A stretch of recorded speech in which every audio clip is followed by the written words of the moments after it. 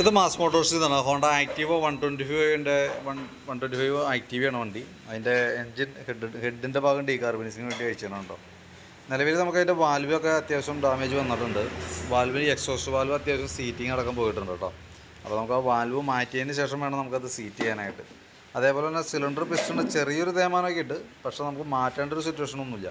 അപ്പം നിലവിൽ നമുക്ക് ഇതിൻ്റെ റിങ്സ് എന്തെങ്കിലും മാറ്റിയിടേണ്ടി വരും. സ്റ്റാൻഡേർഡ് പിസ്റ്റൺ കിടക്കണം, അപ്പോൾ അതുകൊണ്ട് തന്നെ സ്റ്റാൻഡേർഡ് റിങ്സ് നമുക്ക് അവൈലബിൾ ആണ്. റിങ്സ് മാത്രം മാറ്റി നമുക്ക് റീസെറ്റ് ആക്കാം.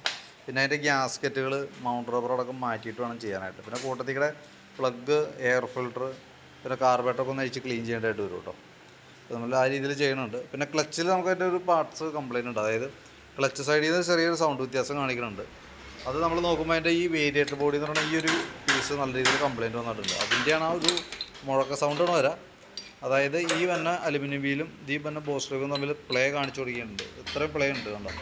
അപ്പോൾ അതിൻ്റേതായിട്ടുള്ളൊരു മുഴക്ക സൗണ്ട് എഞ്ചിൻ്റെ ഭാഗത്ത് നിന്ന് കാണിക്കുന്നുണ്ട്. അപ്പോൾ അതും ആ ബോസ്റ്ററും കൂടിയിട്ട് നമ്മളതിനകത്ത് എസ്റ്റിമേറ്റിൽ ഉൾപ്പെടുത്തുന്നുണ്ട് കേട്ടോ. പിന്നെ നമുക്ക് ജനറലായിട്ട് സർവീസ് കാര്യങ്ങളൊക്കെ പറഞ്ഞിട്ടുണ്ട്.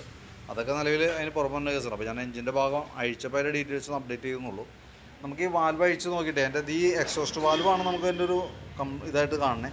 അപ്പോൾ അത് നിലവിൽ സീറ്റ് ചെയ്ത് കിട്ടില്ല എന്നുണ്ടെങ്കിൽ നമുക്ക് മാറ്റേണ്ടതായിട്ട് വരും കേട്ടോ. ഞാൻ മാക്സിമം നോക്കാം, പറ്റില്ല എന്നുണ്ടെങ്കിൽ മാറ്റേണ്ടി വരും. അപ്പോൾ ഓവർനൈറ്റല്ല വരാം, കിറ്റായിട്ടാണ് വരുള്ളൂ കേട്ടോ. ഞാനത് നോക്കിയിട്ട് അതിൻ്റെ ഡീറ്റെയിൽസ് പറയാം. എന്തായാലും നമ്മൾ ആ രീതിയിലാണ് ചെയ്യണം കേട്ടോ. അപ്പോൾ അതിൻ്റെ ഡീറ്റെയിൽസ് അപ്ഡേറ്റ് ചെയ്തേക്കാം. ബാക്കിയത്തെ ജനറൽ സർവീസായിട്ട് ചെയ്യുമ്പോൾ ഇപ്പോൾ എഞ്ചിന്മേത്തെ വർക്കുകൾ നമ്മളൊരു വിധം എല്ലാം കംപ്ലീറ്റ് ചെയ്തിട്ട് കയറ്റുള്ളൂ. കാരണം ഇപ്പോൾ ഹെഡിൻ്റെ ഭാഗം നമ്മൾ റെഡിയാക്കുന്നുണ്ട്. ക്ലച്ച് സൈഡ് ആ വീലും ബോസ് ഡ്രൈവും കൂടി നമ്മൾ മാറ്റുന്നുണ്ട്. ബെൽറ്റൊക്കെ നമുക്ക് കിടക്കുന്നത് പുതിയ ബെൽറ്റാണ്, വലിയ പഴക്കമായിട്ടില്ല, കമ്പനി ബെൽറ്റാണ്. പിന്നെ ക്ലച്ച് യൂണിറ്റൊക്കെ ആയാലും ഫുള്ളായിട്ടൊന്ന് അഴിച്ച് ഗ്രീസ് ചെയ്ത് നമ്മൾ റീസെറ്റ് ചെയ്യുന്നുണ്ട്. പിന്നെ ബാക്കിയത്തെ സർവീസ് വർക്കുകൾ ബാക്കിയത്തെ ഫ്രണ്ട് വ്യൂ, ബ്രേക്കിൻ്റെ കേസൊക്കെ നോക്കേണ്ടതായിട്ടുണ്ട്. സ്വിച്ച്, ലൈറ്റ്, ഇൻഡിക്കേറ്റർ കാര്യങ്ങളെല്ലാം നമ്മൾ കൂട്ടത്തിൽ ചെക്ക് ചെയ്യാനുണ്ട് കേട്ടോ. അപ്പോൾ അതിൻ്റെ ഡീറ്റെയിൽസ് ഞാൻ ഈ വർക്ക് കംപ്ലീറ്റ് ചെയ്തതിന് ശേഷം വണ്ടി ഓടിച്ച് നോക്കിയിട്ട് വീണ്ടും അതിൻ്റെ ഡീറ്റെയിൽസ് അപ്ഡേറ്റ് ചെയ്യാം, സർവീസായിട്ട് കയറ്റുമ്പോൾ. ഓക്കെ.